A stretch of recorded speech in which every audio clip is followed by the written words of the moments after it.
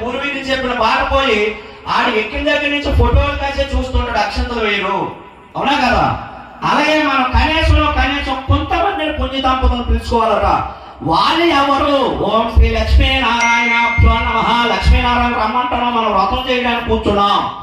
ఓం శ్రీ లక్ష్మీనారాయణాభ్యో నమః. ఓం శ్రీ ఉమామహేశ్వరాభ్యో నమః. పుష్పాలే నమః. ఒక లక్షంతులు ఒక పుష్పాలు.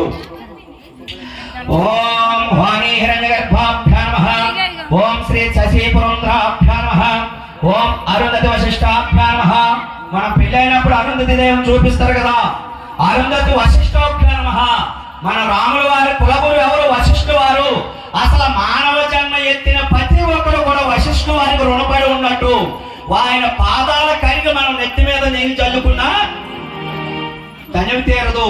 ఎందుకంటే రాముడికి కేశవుడికి, అదే హరికి కేశవుడికి దేవత లేదు అని ఓం అష్టాక్షరి మహామంత్రంలో పంచాక్షరి మహామంత్రంలో మా తీసి నారాయణుడు కేశవుడికి కూడా శివుడికి నారాయణుడికి విభేదం లేదు అని ఆ రెండు అక్షరాలు కూడా రామ అని పెట్టి ఈ మానవాళికి మంచి మంత్రాన్ని, రామ తారక మంత్రం